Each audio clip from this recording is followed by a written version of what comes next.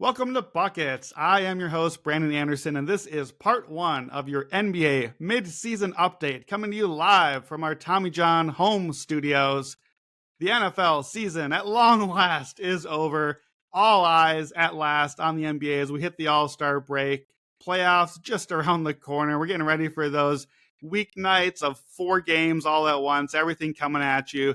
For those of you like me that have had eyes mostly on NFL, if we're being honest, for the last few months, this is a 2-part NBA crash course. This is to get us all caught up, get us ready to watch and bet the NBA season the rest of the way. For part one, I'm joined today by Jim Turvey to look through the Eastern Conference. You can find Jim at Turvey Bets on Twitter. Is that where you are on the app as well, Jim? How you doing today? Yeah, I'm doing well. Yep, same name on the app there. Keep it straightforward. Good. I'm ready. I've been living in the NBA weeds, ignoring the NFL basically entirely, just to be able to do this podcast with you and welcome back folks into the warm embrace of the NBA. Right as we get to the really messy place where Utah is going to be benching 18 different guys a night, and it's pure chaos. But we all know what it's really about here. The NBA playoffs. We'll kind of talk through. We'll talk through the bottom of the East, talk through some little trends here and there, but then we'll really kind of focus towards the top because it's a pretty interesting conference this year. Yeah, I think it is interesting. It definitely is kind of stretched out. So I like that as we're going through the teams, you separate them into tiers. Even without my asking, we just think so alike. So I love the tiers as always. This is basically, here is the assignment. Joe Delera will be on to talk West. That's part 2. So make sure to come back for that one. The assignment was treat me as me. I'm Brandon. I follow the NBA. I watch some of the games. I know who got traded. I know Luka's on the Lakers. Now I know all the stuff. I just haven't been able to grind night after night, be in the lab, in the props, all that kind of stuff. So we're going to go through team by team. Tell me one thing I need to know about each NBA team as we hit the break, obviously as we're coming out of the break here. So whatever you want to do with that, I left that up to you. That could be a team trend. Could be a player prop you're playing, just something about the team, a key thing I might have missed in the night-to-night stuff, something that recently changed perhaps, a stat that I might see that is outdated now or not relevant, whatever pop for you. So this is a crash course for me and hopefully for a lot of viewers like me who it's a bummer the NBA season kind of lines up as all right, all eyes are on us. It's March. Oh, so nobody really plays or tries right now, and maybe watch the college basketball stuff for a while. We'll all do that stuff too. But yeah, so we're gonna order the teams this way. I asked you to consider if the regular season started fresh right now. Everyone is 0-0 at the All-Star break. How would you expect these teams to finish in the regular season standings here forward? And we're going worst to first. And then at the end, for a few minutes, we'll do big picture and East Conference futures, etc. So let's start in. You've got one team alone at the bottom. Who do you got?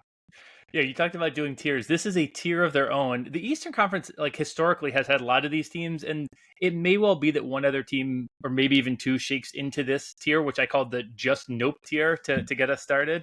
But right now, it's there's only one that is insanely obvious: is the worst team in the league, is the Washington Wizards. They're bad overall. They're bad against the spread. They've traded players. They're hurt. They're sitting players. When we talked about, I tried to frame this of there's not a singular bet for every team. I kind of wanted to give an angle or something for every team. And I literally considered looking at Cooper Flag and draft props because that is what they are here for. They're here for one thing. And they're not even good at it. The funny part, they brought in all these veterans. They have Marcus Smart now. They have Malcolm Brogdon's still here getting hurt every, week or so. It's ugly. It's very ugly. I'll say two things and then we can quickly move on. A couple of players who have caught my eye of late, kind of after the trade dust has settled. Jordan Poole, his usage has been up. So they got rid of Kyle Kuzma. That's always a good thing for, your other star players' usage. He's been pretty solid. He's cleared 40 points twice in 2 games since Kuzma left. His usage is up over 35% since the deadline. He has been a lot better this year, both from a counting stats perspective, but also from an impact perspective. He's actually been a decent player. Ironically, they probably were looking to flip him and see if anyone else out there was thinking that he was that level, but I've been impressed with him. I think maybe you look at, if you're ever trying to bet a Wizards game, say you're going to a Wizards game or something, put a little sprinkle on a Poole 40 plus or something like that. Go for the alts with Poole. He can go 1 of 11 from three another night and really let you down. But Poole usage, and then kind of the flip side of that coin is Bilal Coulibaly, who's kind of their best young player. His assists have been jumping up. I actually got burned by this right around the trade deadline. I bet an assist under for him. I thought it was a little bit too high, but what it really is that once these guys have settled down, he only cleared 6 assists once in his first 46 games of the season. He now has an 8 and 11 after the trade deadline. His potentials assists are up about 2 a game. So Coulibaly assists, Poole points. Let's move on. Yeah, I like the Coulibaly assist thing. For teams tanking, the easiest way to tank often is to just ask your young guys to develop and do more than they should be doing, because it's really what you want them doing anyways. You want Coulibaly to explore the studio space, right? And by all means, if that ends up with a few extra turnovers and helps the tank, you're wanting to lose games anyway. This way you don't have to bench your guys. You want Coulibaly out there getting some minutes. So I think that's a good way to do that. Maybe hit the turnovers too. So yeah, speaking of tiers, Washington is a different kind of tiers altogether, but let's go to the next tier here. Low key, not heinous. You've got a few teams on this tier. Charlotte is your next one. Tell me about the Hornets. Yeah, so they really aren't as bad. They've only got 4 more wins than Washington, but something where you're going to hear this a lot in this tier, the low key, not heinous tier, is against the spread, they're actually not terrible. Charlotte against the spread this year is over 500. They're 27, 23, and 2. They've covered 5 of their last 8. And that was 5 of last 7 before they kind of mailed it in that last game before the All-Star break. LaMelo Ball has been in and out. They don't have much reason to play him. Mark Williams, got traded, then untraded, then maybe retraded, and then back. And, there's all sorts of weirdness there. But Charles Lee's just a really good coach. They have above average defense. They play a really slow pace. Those two things combined is kind of where I'm looking as for my betting trend for this team. They're a really solid under team. They're 32, 19, and 1. Best in the entire league towards the unders. So part of it is they kind of linger around in these games. In the new year, they only have a minus 3.6 net rating. It's a pretty, not a good net rating by any stretch of imagination, but it is also not terrible. And we could see the bottom fall out here. I don't think that hurts the unders though necessarily. Blowouts tend to skew a little bit more towards unders. And if they're running that bench out there, it's not going to be, a cornucopia of points. So I think that unders should continue to be the look for Charlotte here with a team that, there's not, when they're good, I actually don't hate them as a league pass team. They got great announcing crew, great court. LaMelo Ball's fun to watch, but there's not a whole lot to watch here the second half of the season. If LaMelo is playing on the night you're looking to bet this one, does that kill the under bet? Or is the tempo going up then? Or the book's just adjusting the line up and it's still an under team? Yeah, I think it's one of those things where the adjustment is baked in enough, if not more than enough, that trend has not, been tethered to LaMelo specifically. Okay.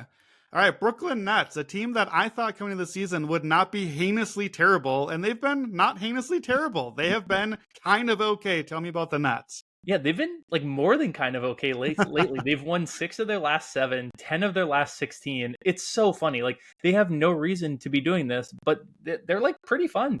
And what's really good that they're kind of a perfect tank team. And I do think that I have a really good trend for them, but it's one that I'm very cautious about because they're doing the tank thing. They are 37, 15, and 2 against the spread in the first quarter. Wow. 33, 20, and 1 against the spread in the first half. So they're covering these spreads. They're winning first halves. And then you know what? If the game gets away from them in the fourth quarter and they lose, they don't really mind. But I want to keep an eye on this because this to me is one that is it fits a perfect narrative of a pretty good team that has no motivation to win. So they get out to these really good starts, especially against the spread, against these teams that are maybe a little bit slower to start. And then once the motivation angle comes in, they fall apart a little bit. So I think for the time being, if you want to put together some same game parlays with Nets first half, the other team full game winner, I think those are really, really good. But I do want to be cautious about it as well, because there could be a time in the season where they're just we really want to get to that, top 4 spot for the draft. Right now looks like they're in the 6th spot. So, winning 6 of 7 and 10 of 16 will make it a little bit difficult to land in that, the really juicy part of the lottery. So guys like Cam Johnson, even D'Angelo Russell has actually been pretty good. Even impact wise in Brooklyn, I've been very surprised by that. I'd be curious if those guys, suddenly pick up, a little ankle twist that keeps them out for a month or something like that. But as of now, they're a really fun team to bet first quarters, especially first halves, and even against the spread as a whole, they have been really, really strong in the market. Isn't quite adjusting to them.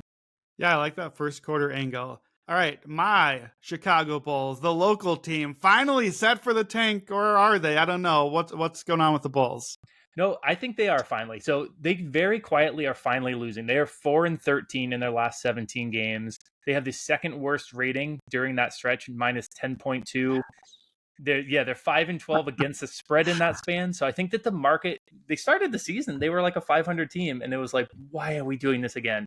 They traded Levine, and Colby White has really struggled. This has not been, impact wise, this has not been the season you wanted from him if he's like a key cog. But if you don't think he's a key cog and you're like, he could secretly be a great tanking weapon, it maybe is the exact year you're looking for from him. It's still a team that has, decent NBA players. But look at this Eastern Conference. We just talked about the second worst team is Charlotte, and they're not terrible. The Nets right below them have won 6 of 7. You can't really meh your way to a lot of wins, at least in this point of the season in the Eastern Conference. So it could be one of those things where the other teams at the bottom play even worse, and then Chicago doesn't fully tank and they land, right around here. So that's why I don't have them even lower, even if by talent wise, I think Brooklyn is a more talented team than Chicago.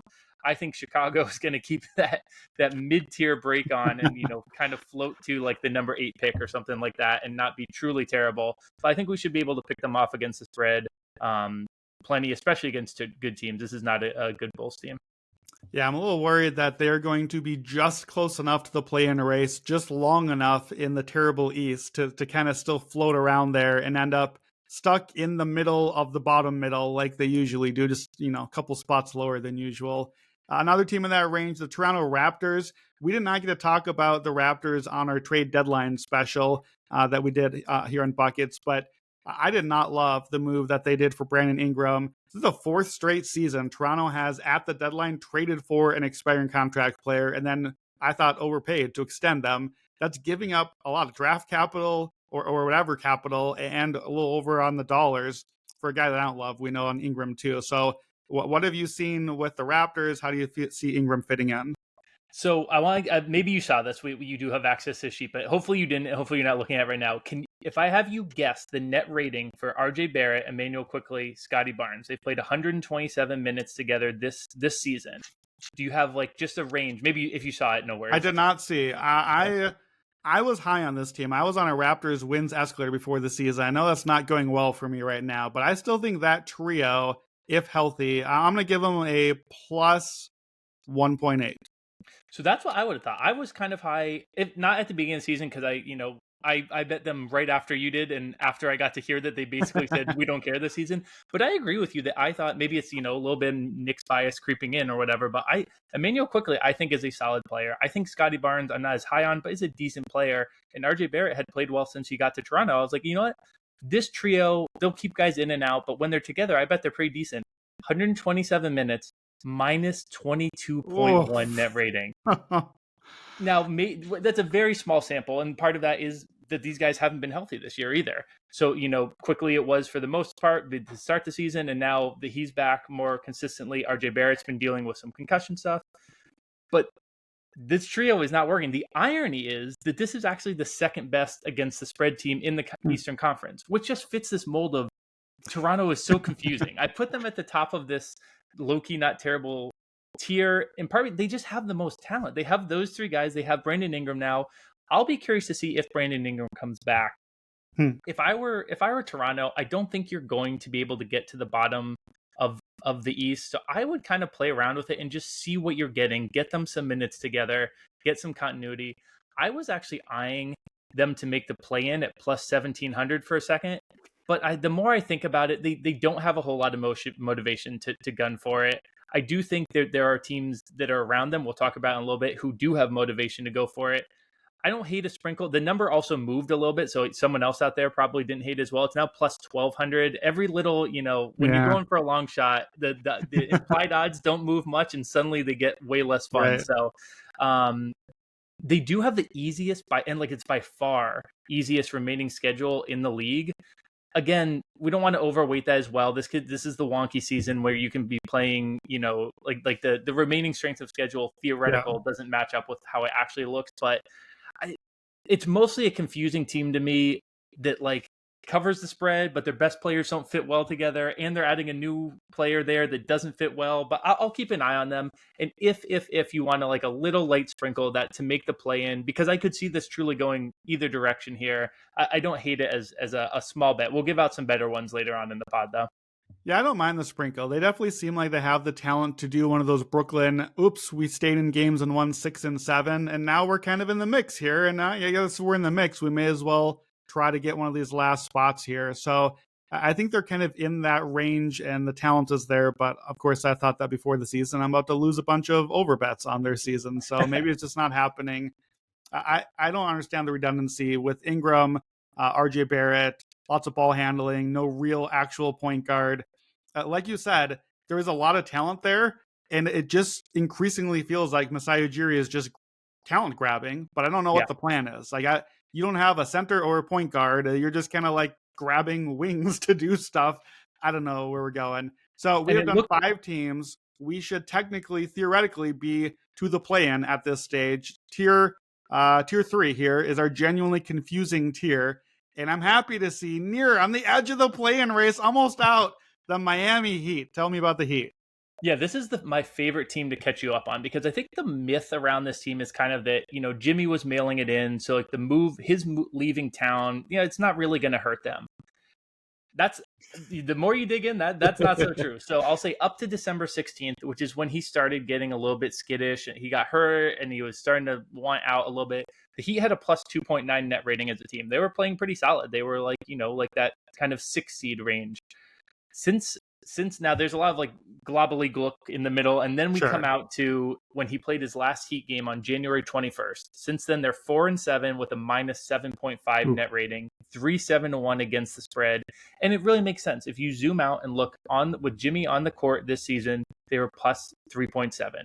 With him off the court, they're minus 2.7. This is not a good team with him off the court. The offense really struggles. The offense just kind of implodes in general, and to that, which is, talking about some of, the Hornet edge earlier, the Heat are 16-9 to the under in games without Jimmy this season. So I think that's something you can really be keeping an eye on. The offense without Jimmy just hasn't been there. And Andrew Wiggins is not the guy who's going to be able to replace that and float an offense.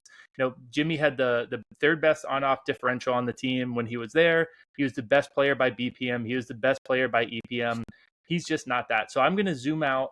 We're going to do a future here. This is going to be my first official future of the pod. Heat to miss the playoffs at plus 275 at BetMGM. We talked about a few of these teams that are right below them. Toronto, again, they have some talent. Chicago, they're always going to float around, even though we don't want them to. Brooklyn seems to be stumbling into victories. We really just need one of these teams to kind of linger around, and Miami be as bad as they were to get, almost 3-1 on them to not even make the play-in, let alone if they're in the play-in, they're going to have a couple of tough teams. So I if I could bet them to miss the play-in entirely at even longer odds, I might even take a taste of that. But to miss the playoffs, this team is not good. That's what I was going to say. We don't even have to have Toronto or some of these other teams. We can just have them make the play-in and lose, which, reminder, they nearly did both of the last 2 years, including the one where they made the finals. They were trailing the Chicago Bulls with like 4 minutes left until Max Strus turned into God for 4 minutes, and then the whole Eastern Conference turned upside down. Look, we are recording this on Friday. It's Valentine's Day. You are speaking my love language. I'm in. Heat to miss the playoffs. I'm tailing plus 275. It's a bet. Next 2 teams on the list have been your teams. So we've been texting about them all season. Start out with the Atlanta Hawks. Here in the play-in race, who could have seen it coming? Yeah, one of these I'm like happy that they were my team. One of these not as happy. We'll start with the Hawks. So they started the year 18-15. I was loving it. Hawks Island was sunny. There wasn't a cloud in sight. Things were looking great. But then my guy Jalen Johnson, the one who I named the Jalen Johnson All-Stars after, the guys who impact the game more than the spread is going to be account for. Jalen Johnson they're not going to move a spread 5 points off Jalen Johnson. Well, he's the type of player who really does have that kind of impact. They lost 12 of the next 16 with Jalen Johnson off. But would you look at this? The last few games, what did they do? They they sold off some piece at the deadline. Bogdanovich out the door. DeAndre Hunter out the door. Well, look at this. Now they're 4-0 against the spread in those 4 games since they sort of moved some pieces around. They brought Karis LeVert back. They brought Georges Niang back. They did, I think, a pretty good job of keeping the overall talent on the roster around the same while also recapping some capital for the future as well. You know, these aren't amazing games since the break. They had the Bucks without Giannis. They had the Wizards, but they were at the Magic, who, you know, we'll cover them in a second, haven't been as good as I and others anticipated, but they're still pretty good at home. And they won that game, and then they lost by 1 in New York, which is a very solid result. So I kind of can't quit these guys. I don't have a team specific future, but I will say that Trey has been, since the trade deadline and even leading up to trade deadline a little bit, once Jalen Johnson went out, his usage went up. He's been playing really, really well. He has a tough game right out of the break against Orlando, but the books are going to know that. He's averaging 30 and 12 with usage well over 30 since those guys left. And one thing that I think is really interesting is rest spots for him this season. So on 0 days rest, Trey has averaged 17.6 points per game. 1 day rest, that jumps all the way up to 24.2. 2 days rest, 25.3. 3+ days, 28.5. So this is going to be a nice little rest. He is going to the All-Star break, or to the All-Star game now. We'll get to, you know, it's not full rest, but the All-Star break is, you know, as close as a nice long rest as you're going to get during the regular season.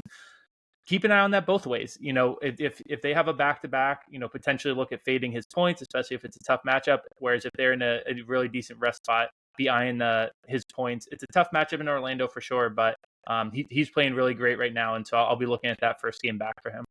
Yeah, I like that. Atlanta seems like an extremely play-in team. And let's go ahead and get to the Orlando Magic. They're next on your list, and they're the other team that was your team coming into the year. Rough luck in Orlando. They cannot get anybody healthy.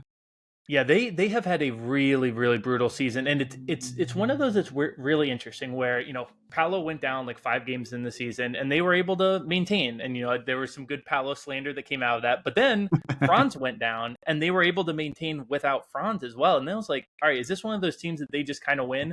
I think what it was is that the effort level was so high that once those guys started to come back, we actually saw the team kind of fall off, ironically, and I think they were pouring so much effort in when those guys were out that they really kind of just burned themselves out. However, I will say that a very central part of this Magic team has been Jalen Suggs. He has been really, really awesome. He's an amazing point of attack defender, and he is, you know, you and I don't think we overweight this, but, you know, he is the type of guy who can kind of change the mentality of a team. He just kind of is out there, and if you are not hustling around Jalen Suggs, you kind of get left in the dust. And so what I think is really interesting, they're 20 and 15 with him this season, 7 and 14 without. Again, I think a little bit of that is noise in that they really pushed really hard when those guys first went out and kind of burned through some stuff. But, you know, the net rating with him on the season is plus 0.9, with him off minus 2.8.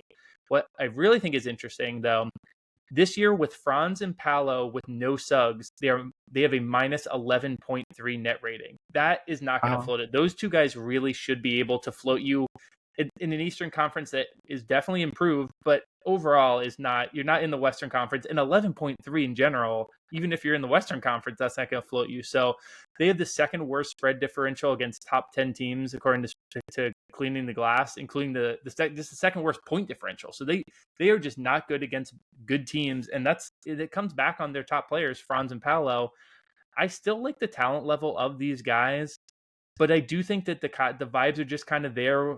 Like, they're just off with this team, and this feels like one of those lost seasons for a team that I had a lot of hope on, that they would be a contender in the East, let alone be, you know, battling down here by the play-in. So I do think this is one of those seasons. It seems like kind of a lost season.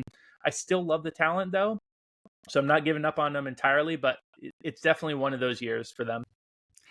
Yeah, it's interesting because, of course, I was really low on the Magic. I'm not big on Paolo. Even Franz I like, but I don't know that he was worth the max contract. Actually, you know, having not watched them a whole lot, admittedly, but just checking them in the standings. Like, you tried to goad me into, give me Magic versus, and we list off a bunch of teams, and I was too pansy to accept any of them. I would have been winning most of the bets, I assume. I've been keeping an eye on them. I'm a little impressed with the Magic. I'm wondering, could they actually be something? It's been a terrible year, but they're still, like, here in the mix. Could they get healthy and make a little bit of a push and suddenly, like, even get to the 5 or the 6, especially get to the 5 in the East? Could you actually win a series still? Do you see a way where this season could still be saved and turn into something where there actually some like sleeper value here? Is there any chance that like between where I was at and where you were at, is there a happy middle for this team this season, or is it just not this year? Well, I mean, right now they are sitting in the 7 seed. It looks like they are about 5 losses behind the Bucks. We'll get to the Bucks and how, Giannis has not even been playing for them right now. So I don't think it's impossible. But I do think that the vibe of this season is that they burned out in that stretch when they were trying to float themselves, and that this would be the moment to keep an eye on, though, because if that is the theory, that they burn through kind of their legs and everything in that low stretch trying to float, this is the reset, right? You get a week off, you get to kind of finally rest your legs. For a team like Orlando that is so effort based and so defensive oriented, this could be a turning point. So if they come out of the break and look notably better, especially the guys around Franz and Paolo, we're going to want to see Franz and Paolo play better. That I'm less worried about. Those are two very good players who I still trust. If the other guys are playing better and they're picking up wins, especially against good teams, they've struggled against good teams all season. If they're at least able to stay in those games, I think that will be telling. We'll get to these better teams. I think that the top of the East is pretty strong. So I don't know if this, I personally am not going to, even as Mr. Magic, I'm probably not going to be looking to bet their futures this year. Ironically, the team that I know is a little bit nervous about them, the Boston Celtics, they do not match up well with Orlando. So if we get that matchup in the first round, I'll probably bet like a Orlando series spread, or maybe I'll just bet the Magic to cover the spread each game, because they'll be close, but they won't actually win anything. But that's the matchup I would keep an eye on if I were Orlando. Yeah, well, with the Celtics, you always get the free win for the opponent, at least one of them anyways. So I like that. I like calling you Mr. Magic. We'll have to see if that catches on too. I cannot believe that the Philadelphia 76ers have not been in our list. We're over halfway through. We've done 8 of the 15 teams. The Sixers are terrible. We just talked about bad vibes. This is like bad vibe city. I mean, they just won the Super Bowl. That's that vibe. But what's happening with the Sixers? Why in the world do you have them in the top half of the East? Well, it is funny because I came in this podcast and you're like, East Coast boy over here. Listen, the Eastern Conference is better. This is not speaking highly of Philly as much as it is doubt around, especially Miami, Atlanta.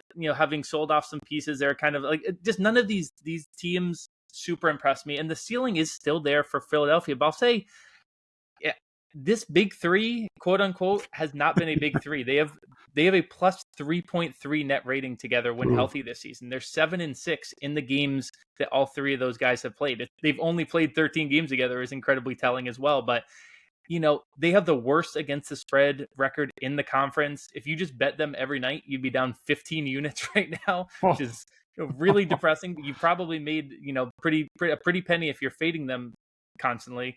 But all of that said, I'm vaguely intrigued. You can get plus 300 to make the playoffs. It's almost the inverse of Miami, right? And if we go into a play-in in which Philly and Miami are both in that play-in, and I'm holding a plus 300 Miami ticket to not make it and a plus 300 Philly ticket to make it, I'm going to really like where I'm sitting at.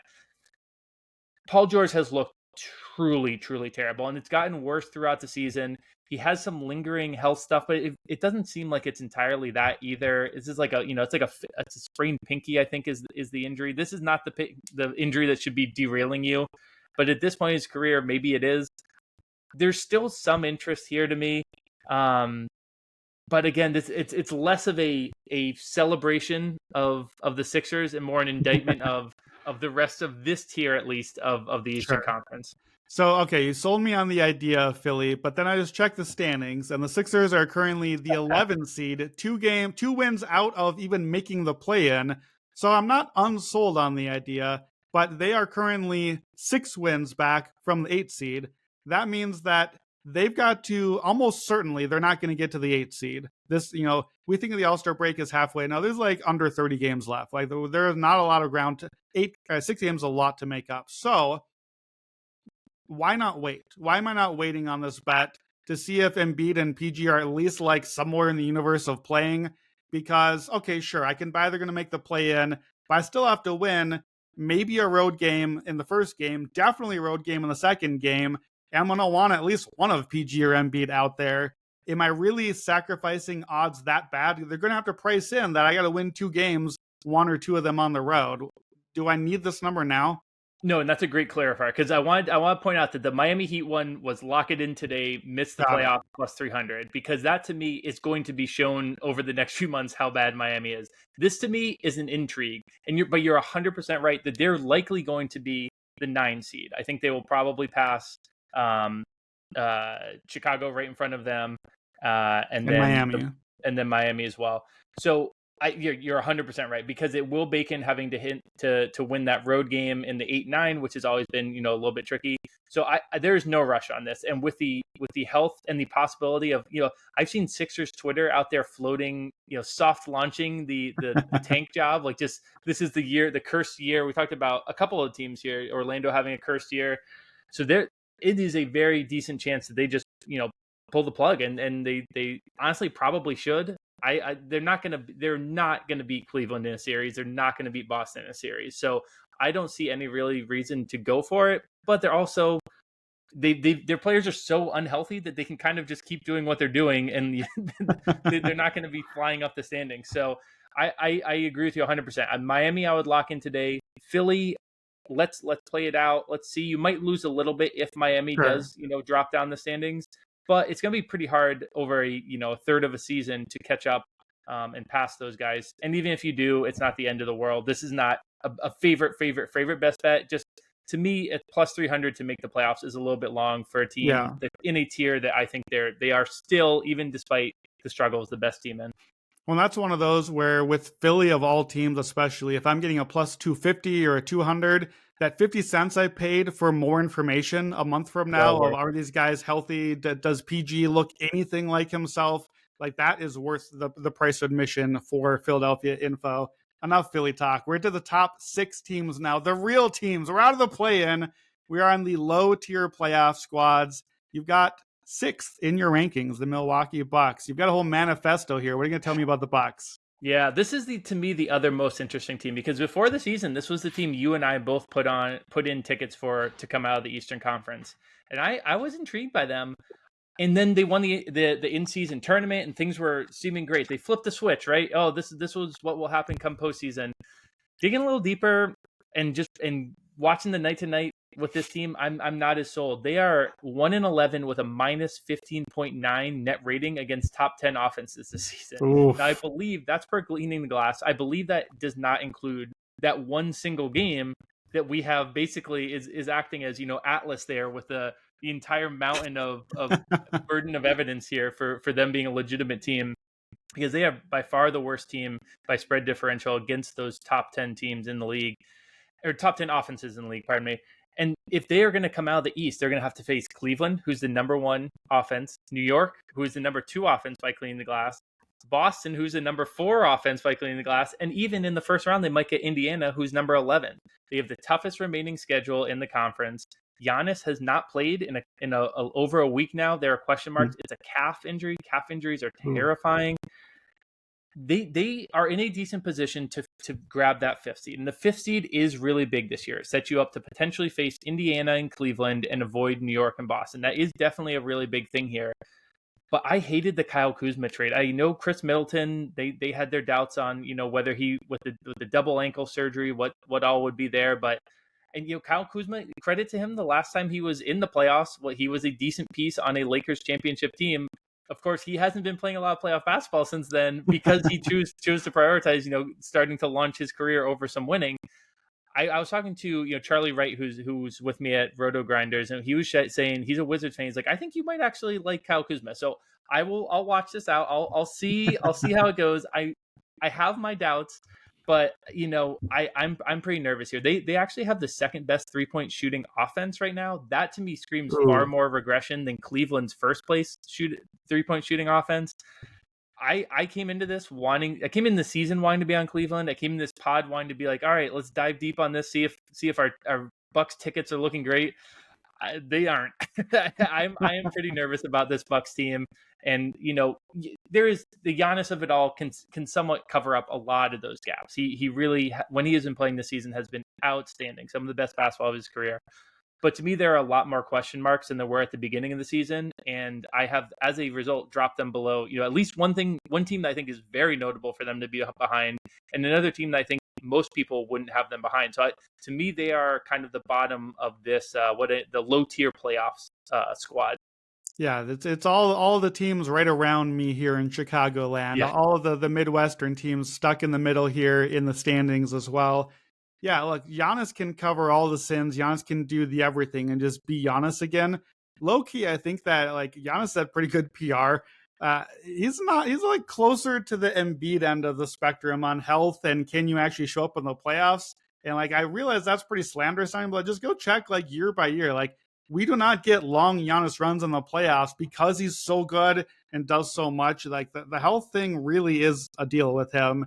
And if it's not him, man, the rest of the roster is rough. I hated the Kuzma trade. To me, that's just like the white flag on the season. So I'm definitely not excited about them, but I am excited about Detroit basketball, a top 5 team in the East. Tell me about the top 5 Pistons. Absolutely. I will. I wanted to say one silver lining in Milwaukee. I think the ones, because you're 100% right on his playoff record health wise, suddenly looking pretty sketchy. I think the very, if you squint and you're like, oh, let's see, how does this look good?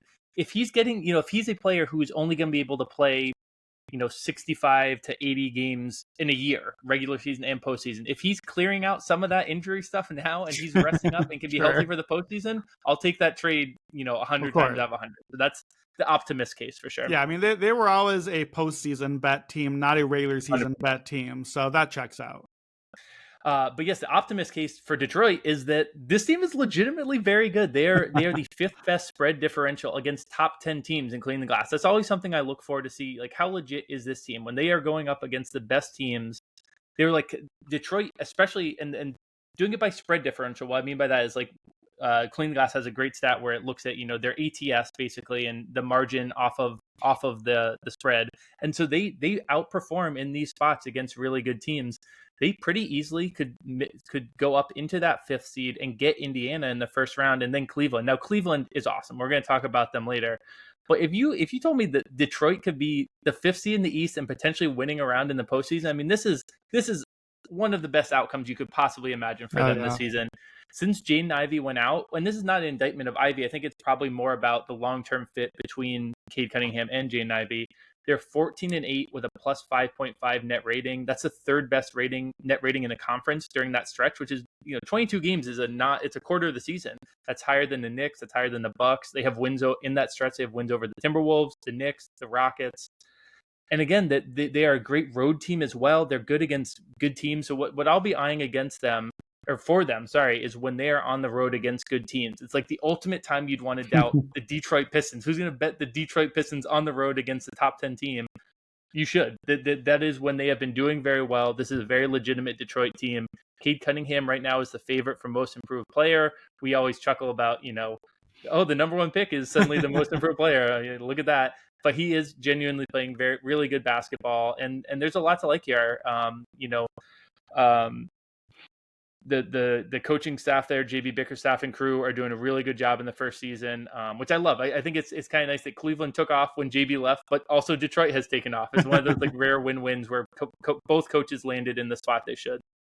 Yeah, well, I think that speaks to just like coaches and different expectations too. Like I think raising the floor is what JB Bickerstaff does. Raising a ceiling is what Kenny Atkinson has done, and just two different jobs. That's different asks for different teams. Yeah, I'm excited about Detroit. They're a team that I'm going to have to get some eyes on. They're going to be behind my list to watch some NBA League Pass. I'm sure they did not exactly put them on a lot of national television games here for us. But yeah, let's see some Detroit basketball. The Indiana Pacers, early this season. So Matt and I did our Elite 100. We had Tyrese Halliburton 5th on our list when we combined our list. Neither one of us actually had him that high, but we had him 5th in the NBA. And then he came out and looked like absolute trash can for the first while of the season. I was like, oh man, the Pacers are cooked. Now you have them 4th best in the East going forward. So tell me about the Pacers. Yeah, Halliburton. So we talked through this on Buckets, or I talked through this on Buckets this past week when we were Joe and I each gave out a team to kind of look out for to kind of hit the gas in the second half here. Indiana, I as I dug in deeper, I was like, you know what, I don't know if I want them to fully hit the gas, but I do think that this is a pretty legitimate team, and Halliburton was kind of at the center of that. I think Halliburton kind of goes viral when he has these 0 point games. I think, listen, I might be part of it. The New York State media, state-run media here we've got that's like Knicks propaganda everywhere. I know Halliburton is not a popular guy. Wally Zerbiak and his famous comments there on Halliburton. So I think it fits an easy narrative whenever he struggles. But overall, he has been very solid. But really what it is this is a team of depth in a league where depth is great. You have Pascal Siakam, who has been genuinely outstanding. He is in the 97th percentile of on-off by cleaning the glass this season. Andrew Nembhard has become quietly this season a Jalen Johnson All-Star. They're 24-13 with Andrew Nembhard in the lineup this season. Neesmith has been good. They just have a lot of decent, solid depth. TJ McConnell off the bench. Benedict Mathurin knows his role perfectly. He does decently. This is a top 10 team, both offensive rating and defensive rating in the new year. So this is, to me, is just a really solid team. I think that they like if you had to tell me right now to pick who will be in the four teams to be in the second round, I would have Indiana in the second round because of my questions about the Bucks. Now, if Giannis is there and healthy, I'm going to love picking the Bucks over the Pacers. We love that matchup, of course. Exactly. However, this Indiana team is really solid. I will say the one betting trend on them that I had, though, is actually a negative one, ironically. They're really bad on 0 days rest. They're 2-6 against the spread with the worst spread differential. It's a somewhat small sample size. Let's not read into it too much, but they headed into the break on a 0 rest spot against the Washington Wizards. It took overtime to beat them. So I think that's something to keep an eye on for a team that overall I'm actually pretty high on. Yeah, I like that. Indiana, I guess my question for you, and we'll get to the final three teams here. You sold me pretty well in Indiana. I'm wondering if Indiana should have been maybe a tier up into this next group. So let's get to your New York Knickerbockers alone in a tier, third for you. Yeah, this tier is called How Much Do 2 Games Matter? And we could really even make this 3 games. But the 2 games that the Knicks fans will be thinking about this year is the 2 games against the Celtics. This wing stop Knicks team that was, built to stop these wings on Boston. They've lost by a combined 50 points in those 2 Celtic games so far. Cat was getting absolutely flambéed by Tatum out on the perimeter. He scored 21 points combined in those 2 games. And listen, this is not to slander Cat entirely because this was a team-wide problem. They struggled. But you and I are both pretty big Cat skeptics. He has been genuinely outstanding this regular season. He's been every bit as good as Joe when he immediately flip-flopped from being Cat is a fraud to being Cat is the GOAT.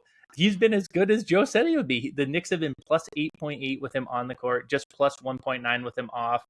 He has genuinely been awesome, and he has been a joy to watch, as a Knicks fan. I don't talk to this team as a Knicks fan, but just watching, I've been very impressed with him. But those 2 Celtics losses loom pretty large for me. They also lost to Cleveland in the only matchup those 2 have played this season. And to me, the health is still a question. It feels like a house of cards. I know that they have stayed healthy, and I know there's people out there that will say, Tibbs makes you stronger, and the more minutes, it builds you up. But like Josh Hart is a guy who came to New York not a healthy player, and now suddenly is an Iron Man. Same deal with Brunson, picked up things here and there. He's suddenly an Iron Man despite being an undersized guard off of a long playoff run last year. Cat has had health question marks. To me, there is a lot of question marks. If this team is fully healthy, fully operational, I'm intrigued. But the fully healthy, fully operational only really matters against these top 2 teams, right? If we're looking at the true ceiling of the Knicks, they have to be able to beat Boston and Cleveland. So far, they've been at their peak and they haven't been able to beat Boston and Cleveland. So to me, they're in kind of this nebulous tier of genuinely a very good team. And I do think better than any of the other teams we've talked about so far. But to what end, really? Maybe we're overweighting a few game sample size here in the playoffs. And I do, because in a vacuum, without those 3 games, I actually do think that this Knicks team, especially if they get Mitchell Robinson back, can be, if not in the same tier as Boston and Cleveland, pretty close. I really do like the theory of this Knicks team, fully healthy, fully operational. But if we haven't seen it and it feels a little bit like a house of cards, I'm definitely having them a notable tier below these top 2. Yeah, that makes sense. I think that if I were to re-tier teams a little bit, I think Indiana belongs in the tier with the Knicks. I know it doesn't quite fit as well with your tier title, obviously, like the 2 games thing and all. So I get that. As far as we are ranking them on a regular season only, I can see the case for the Knicks in the postseason and their chance to make a run. Certainly looks like we're going to get Knicks Celtics round 2. That's kind of where everything appears to be heading. But I think the Knicks, you've not sold me on them as much. You sold me on the Pacers. I think they kind of belong together. We got 2 teams left. I'm just going to give you the floor to do maybe both teams here because I think they have to be sort of relative to one another. Your final tier, in the same tier, give me this Eastern Conference Finals. Talk to me about, in whatever order you have them, the Celtics and the Cavs. Yeah, so these two teams have played 3 games already. They've been decided by a combined 6 points. Each game has been a very narrow game, very fun game so far. I would love this Eastern Conference Finals. I'd love if Boston went out earlier and we could, really kind of lean into our Boston are frauds takes, but I do think this genuinely would be an outstanding Eastern Conference Finals, and I do think that as of this second, it is where I would make the most likely outcome for the Eastern Conference. I'm gonna start with Boston, who I have second in this tier. Okay. But this is framing for regular season, so I'll say that, and then Sure. maybe we can talk through this specific matchup if we get to see it. In terms of the rest of the regular season, I think one bet that I have been kind of looking at, and I'm guessing a lot of people out there are kind of eyeing, is this Knicks division bet. If you look at some of the sharper books, it's actually one of the few division bets you can actually get down on right now, and you can get a decent number on the Knicks. However, I'm not taking it. We were on Celtics before the season. They have a much easier rest of season schedule. They're kind of ramping up their health, whereas again the Knicks, and I can say it the entire season, they can just stay healthy. That is totally a possibility, but it does feel like OG Anunoby picked up something before the break. Hart has been in and out a little bit. I'm not going to bother with betting that Knicks division. What I'm more interested in is looking into this matchup specifically, this Cleveland-Boston matchup. Cleveland, I think they're encapsulated well by the fact that they're the over in their games is 36-18. So I think the market thinks that there is a regression coming here. They are the top 3-point shooting team. We talked about it with Milwaukee. They shoot 39.3% from 3. Not just against bad teams, though. It's that they have the 3rd best point differential and the best spread differential against top 10 teams, according to Clean the Glass. Even if I cherry pick the worst possible date, I always, always joke about like cherry pick the date that makes the team look good or bad. If you cherry pick the date to make them look the worst, which is right before their little mini 3-game losing streak they had, they're 8-4 with a plus 11.7 net rating since then, the best in the Eastern Conference by 4.5 points. So to me, this is hands down the best team for the rest of the regular season, and I almost could have even put them in a tier of their own. But I think that this is a very fitting tier if we wait the postseason just a little bit. And I do think there's a chance that Boston kind of warms up and really starts to hit the gas here in the second half. What I think this very well may come down to is these close games. Now, Boston has taken 2 of them so far, but overall, the record in the clutch is something that I've been looking at. Boston has been long maligned, and recently unfairly, they're now 16-9 in the clutch with a plus 7.3 net rating. That's very strong. Cleveland is otherworldly. They're 16-6 with a plus 33.7 net rating. Now, a lot of that is beating up on bad teams and just pulling away late. But I think there is something to this Cleveland offense where Donovan Mitchell, Darius Garland, keep an eye on Darius Garland close games. He has an outside case at Clutch Player of the Year this season. He's playing outstanding basketball. My final bet, my official final bet here, and maybe this is another one you don't have to rush. I don't think it's going to move very much, but I do want to officially plant the flag here, is Cleveland plus 330 to win the Eastern Conference. I really like the matchup. I'm not scared off by the fact that Boston took 2 out of 3 so far. I think that this Cleveland team is very legitimate. I think that they are going to get a very nice path to the conference finals as well, whereas Boston might have a little bit trickier path there. I think this Cleveland team is the real deal. Yeah, you are in on the Cavs. They have been good. I think too, the overs mark that you mentioned, over like 2/3 of the time, basically. To me, that's a little bit. I wonder too if that's still thinking what the Cavs used to be as this defensive team that could find just enough offense, kind of like the way that the Magic are thought about. But this offense has been a completely different thing this year. Garland has clearly been a totally different player. He was a player Matt and I had a hard time ranking in our Elite 100. Just like, okay, is he even in the 100? Yeah, he clearly is now. He's like probably in the top 30 or something. I think so. Here's my question for you, and it's a victory lap question. I got my Kenny Atkinson Coach of the Year ticket, 30-1. I'm obviously feeling great about it. I know it's like -5, 700, something like that. I don't love that he's so clearly, obviously has to be the choice right now, because it does set up for like, it can only go down from here. Like if the Cavs sort of fall off and become, quote, only the 2 seed behind the Celtics or something like that, like the ticket can only get worse. do I need to be looking to hedge at all with Kenny, or is that ticket looking to cash? You have them number one, so I assume you expect them to get to the one seed still. Yeah, and do you have the odds up there in front of you for Coach of the Year? I don't, but what names are you thinking about? Well, so it's mostly that I'm curious if the name that is in second right now, I'm kind of guessing the name that in second is a name where I am lower on the team and actually think that you don't necessarily have to worry about is if Ime Udoka is second on that list. Houston is a team that I am very fine fading down the stretch. So if he is the second one, I'm trying to think who else could really pop here, just kind of on the fly. I don't think you have to hedge. I think is the short answer. I think that the case could be made that if OKC, if Cleveland fades and OKC, runs out to 65 wins, maybe there's a case there. Yeah. Now, let me give you some names. So Coach of the Year, I'm looking right now at FanDuel. Kenny Atkinson, -700. Udoka, 12-1 is next. JB Bickerstaff, 15-1 is next. Taylor Jenkins, 25-1. Then Mark Daigneault.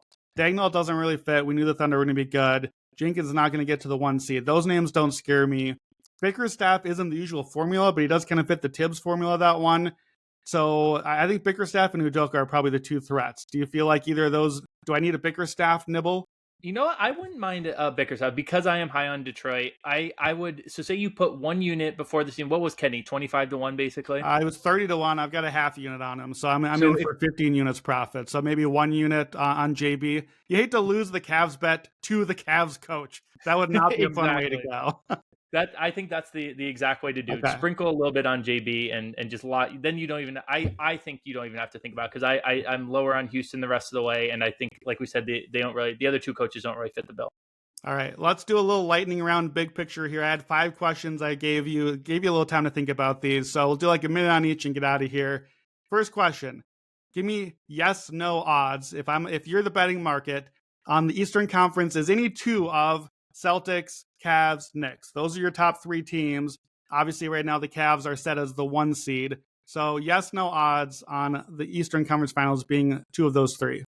Yeah, so if we talk this out, basically the theory is like Cleveland, I feel very good about. And if you feel very good about Cleveland, the path suddenly becomes like this should be minus a very, very large number. So I'll say that the Bucks, theoretically, it would be a Bucks.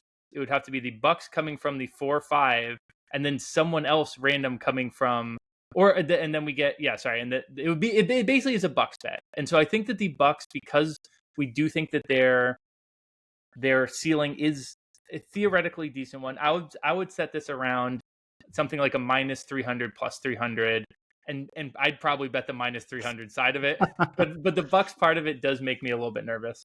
Okay. Yeah, that's kind of what I was thinking. Like, this to me is a question of like, all right, well, how much East do I really have to pay attention to? Isn't it really just these 3 teams going to be fighting at the end? And I think we're probably headed that way. Question 2, same thing. Give me the price. Team to advance further in the playoffs, Cavs or Knicks? I would set this hardly towards the Cavs side. I would have it Cavs about, -300, 400 maybe even as well. Again, they have the easier path, and they are the team I trust far, far more. I do think there is, the Knicks were created as this wing stop. There is a theoretical version of this team that can match up well with Boston. We just haven't seen it, and that's with them being, fully operational, like we said before. So on the flip side of it, I love this Cavs team, and there is not much doubt in my mind of, the first round for sure. Someone like a Philly is not going to scare me. And then that 4-5, if we get the Bucks fully healthy, that is the fear. But there's a decent chance the Knicks go out in that round as well. So I think it skews very heavily towards the Cavs side of it. Yeah, I think the way the bracket shapes up, it's hard to see the Knicks dropping down to the 4-5, so they're probably going to have to play Boston. It's hard to see Cleveland dropping below Boston, so it's just a matchup thing at that point. And New York probably has to beat the Celtics for this bet to really be in play against you. All right, number 3, price this series. Boston this year, Boston last year, and kind of corollary. Are you more or less confident in the Celtics right now than you were at the beginning of the season as far as coming out of the East? I'm really excited because to me, this is like basically a coin flip. I think the flip side of, you can say experience kind of cancels out with worn out legs. Having KP around a little bit longer, a little bit like Porzingis has been healthier this season, wears out with another year on what's not the youngest roster in the world. Like that, those to me kind of all cancel out. And listen, I want a chance to run back my Boston fraud takes. I'm so excited for it. We might get a chance to be able to see them against an Eastern Conference that I think, we'll see how the bracket breaks out. And maybe, someone, Donovan Mitchell will roll an ankle in the second round, and it'll all happen all over again, and our nightmares will be true again. But I think this is a really nice chance to get to see a Boston team that let's go plus 100, either side, no juice. I think is very similar. There's some pros to each and some cons to each. I think that it's a very, very good team that's very similar to last season, and especially when we look at it postseason wise. I think regular season last year's team was definitely better. I know there was a tweet going around a couple of days ago that was cherry picking some numbers showing how similar they were. They've gotten worse. They definitely are a little bit worse as a regular season team, but with Porzingis more healthier for a longer stretch of time this season, I think all things even out to them being about the same. I want another chance at them going through the Eastern Conference and even the finals, especially to see I'll count it as a win because I'm petty and willing to take wins as I can get them to see if we get this Boston team one more time. I love that. The Book of Jim, take it, no juice, plus 100 either way. Yep. That's what the people need. I like that. To me, the question on are you more or less confident? My instinct is that I feel worse about the Celtics this year than last year's team, but I also feel worse about their competition this year than I would have last year. But maybe the Cavs are the answer to that, and I should feel a little differently. So that's the thing I'm going to need to figure out. Question 4. I think you kind of answered this one already. Most likely to win a playoff series this year. Your Orlando Magic, your Atlanta Hawks, or Gilles Gallant's Detroit Pistons? Yeah, let's give Gilles the shout here. This is definitely the Detroit Pistons. I think it's going to be really tough I'd probably go, even though they're my Hawks, I would put them third, kind of notably in that ranking. I don't think the ceiling of this Hawks team, even with Trey, they're going to have to face one of those top few teams. I don't see them being able to take out one of those teams. Orlando have a little bit more interest. We talked about the Boston matchup being a tough one at times for Boston, but Detroit, especially if they can move up into that 5 spot, if Milwaukee has no Giannis for a little bit, Detroit versus Indiana, it's not a coin flip. I would probably skew towards Indiana, especially they had that strong postseason run. We saw it from them last year. But that's going to be a way better case than I can make for Orlando or Atlanta. So I will go with the Detroit Pistons. All right, love it. All right, last one. Question 5. You found a crystal ball. You can see into the future playoff performance of any 3 East players for just this season. Who are your 3 picks? Make the case. I love this question so much. This was the most branding question ever. And when I saw it, I was like, oh, this is good. This is good.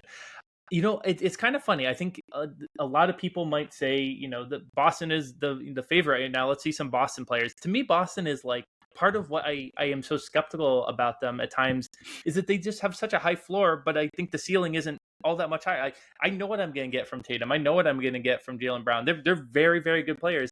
I'm far more curious I'm going to pick my number 1, Karl Anthony Towns.